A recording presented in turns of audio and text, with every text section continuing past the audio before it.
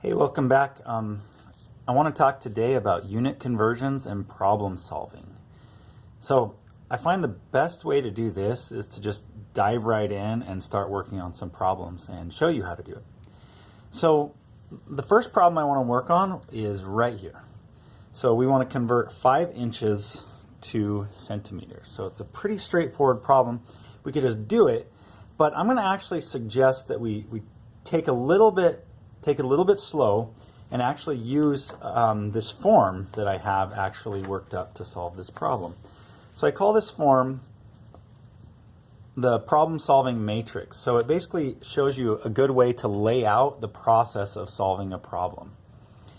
We'll do it on a really simple one like this just to get an idea for how to use the form, but it's good to start thinking this way about problems in general so that we can attack more difficult problems.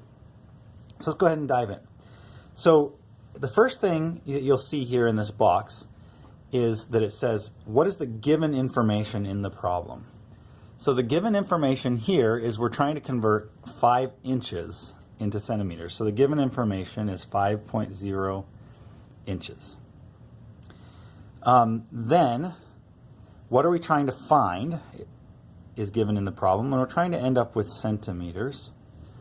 So there we go. We're given 5 inches in centimeters. And then in the middle here, we want to write in any conversions or equations or constants that we'll need to convert from this to this. So that's sort of how this form works. You'll put the information given in the problem, what you're trying to end up at, and then what information do you need to use as a bridge to get from here to here. So here we need to look up what's called a conversion factor. What's the equality, or what's the conversion between inches and centimeters? And you can look this up online. You can look it up in your textbook, or you can look it up on a yellow sheet that we like to use that has a lot of conversion factors on it. We give this out freely at Fresno City College, so you can just grab one when you're in the class. It'll always be in the classroom, and you can use it while you're doing your practice.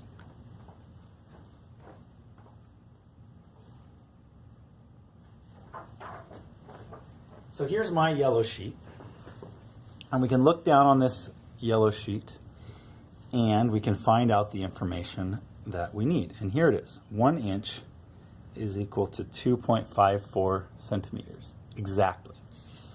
So we'll go ahead and write that in. 1 inch equals 2.54 centimeters. And that's all the information I need to go ahead and dive into the problem. So now I can go ahead and work on it down here, but I've got these questions here sort of helping you think about how you would get from this information to this information. The first one says, is this primarily a conversion problem? And in our case, yes. Would drawing a diagram help? Probably not, because it's just a simple, straightforward problem. I don't need to draw a picture of some experimental setup or anything.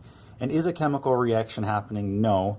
That's good. So these ones are just things to think of to remember. If a chemical reaction is occurring, you need to first write down the chemical equation, or you might get yourself into trouble. So that's not what's happening here, so we're good. We can just go ahead and follow it straightforward, do a conversion problem, and we'll have our answer. So we'll start out with 5.0 inches times the conversion factor. 1 inch equals 2.54 centimeters, and we always put the unit that we start with on the bottom so that it cancels. 1 inch is equal to 2.54 centimeters. Then we'll go ahead, and our inches have canceled now, and we'll go ahead and plug that information into our calculator to get an answer. So when we do that, it's pretty straightforward. Just grab your calculator here, and 5.0 times 2.54 is equal to 12.7. So 12.7 centimeters is our new unit. So we're almost done. Remember, we said something in the last video, is that we need to just sort of pay attention to the precision in our answer, or the sig figs in our answer, and actually check to see if what we were given matches the answer. And you can see right away that there are 2 digits shown in the given information, but we're showing 3 digits in our answer. So that's not probably the way we want to finally report our answer. And I've got some questions here just to remind you to do that on this form. So is this primarily multiplication division? Yes, it is. So here's 2 sig figs. So I'm going to need to round my answer to 2 sig figs. So my final answer will be 13 centimeters. Is this reasonable that 13 centimeters is 5.0 inches? That's always a good thing to check. Sure, that's reasonable. 13 centimeters, if you looked at a ruler, you'd see that 13 centimeters is about the same distance as 5.0 inches. So there you go. Oh, I pushed that part off the form. Down at the bottom, it says check to see if your answer is reasonable, just to make sure you didn't write like 13 million and then like, wait, that sounds crazy, right? Okay, so you can also write down what problem number if you're indexing these in a binder or something like that. So that's pretty much it. That's how you use the homework matrix form. Let's try to apply that on another problem. So we'll dive in now to this second problem. Convert 5.0 grams of lead to cubic centimeters, given that the density of lead is 11.34 cubic centimeters. So I'll grab another homework matrix form. What's the given information? 5.0 grams, and now we are given a density, that the density of this lead is equal to 11.34 grams per cubic centimeter. And the answer that we're trying to find is cubic centimeters. So we're going to write that over here. Now notice nothing's in this box here. So now we need to go look for what kind of conversions would get us from this given information to that. So I want you to think and start recognizing this in chemistry, that anytime you see a conversion unit or a ratio unit like this, that's often used as a conversion. So this could be listed as given information, but it also could be listed as a conversion factor that we'll need to use to do that conversion. And it looks like it would work perfectly, right? Because this is grams, and I need to convert from grams into cubic centimeters, which is the answer I want over here. So this conversion factor would work perfectly to get from this information to that information. So I'm pretty much set up and ready to go. I can just start with the given information, 5.0 grams of lead. The conversion factor is, now make sure you put the unit on the bottom that matches the unit here. So the top part of that, the 11.34 grams, goes on the bottom. And the 1 cubic centimeter that's on the bottom, the 1 is understood down there. 1 cubic centimeter goes on top. Our grams cancel, and we go ahead and plug it in and find our answer.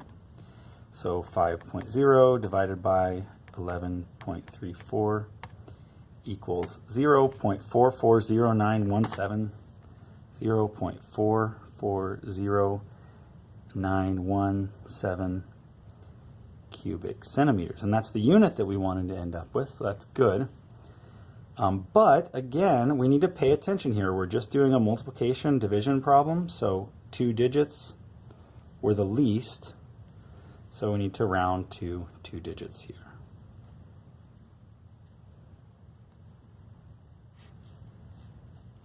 There you go. And we're done. Does that seem reasonable? Well, 11.34 grams is how much 1 cubic centimeter weighed. So this is a lot less than half of 11.34 grams, so we'd expect it to be less than half a cubic centimeter. So perfect. Sounds very reasonable. And there you go. All right, so those are 2 conversion type problems. Let's try a different type of problem that's not just a simple conversion problem. It's a little more complicated. Find the density in grams per milliliter given that the mass of an object is 5.0 grams and the volume is 0.10 liters. All right, let's go ahead and dive into that. And if you follow this systematic process, the homework matrix form will, the problem-solving matrix form will get you in a really good habit of the way to go about solving these problems. Even if you're not using the actual form, if you write it down in this basic order in your notebook, you'll be able to attack problems really well over time. All right, so the given information in the problem is that you have an object, it weighs 5.0 grams, its volume is 0.010 liters. What are we trying to find? Well, it's pretty clear. We're trying to find the density of this object in the units of grams per milliliter. All right, so we're going to need some other information here. How do you find the density? Clearly, density is a ratio, but that's not the information we're given. We're given grams and liters, so we're going to have to put those together somehow. So we need the equation for that, and for that, the equation for density, you could look it up in your textbook, or if you've memorized it previously, is density equals mass over volume.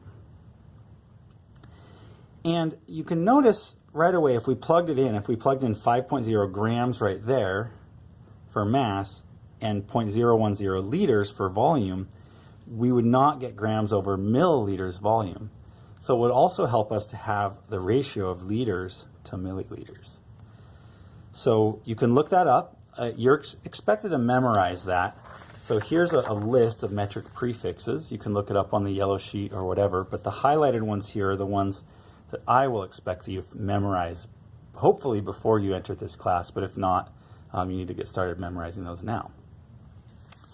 So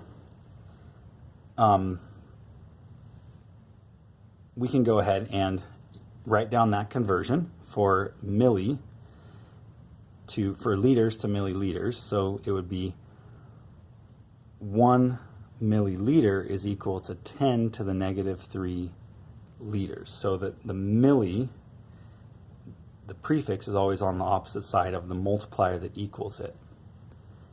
Now, if you memorize in elementary school, there's 1,000 milliliters in a liter, you're welcome to use that as well. There's no, you can write it this way or the other way, it doesn't make any difference.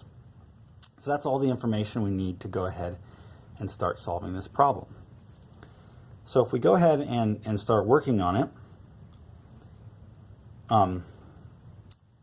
since I'm going to want my answer to be density, I like to put the density, this part, what I'm trying to solve for, over here somewhere toward the right on the piece of paper. So density is equal to mass over volume. And I'm going to try to work to that. So I'm going to ask myself, do I know a mass? The mass, sure, it was given in the problem right there, 5.0 grams. So I can take that 5.0 grams and plug it straight in there for the mass. That's good. Do I know a volume? Yes, 0.010 liters. But I can't take that and plug it in, because if I plug in liters there, then I won't have the unit that I want to end up with. So the first thing I'm going to do is do a conversion problem. I'm going to use this conversion.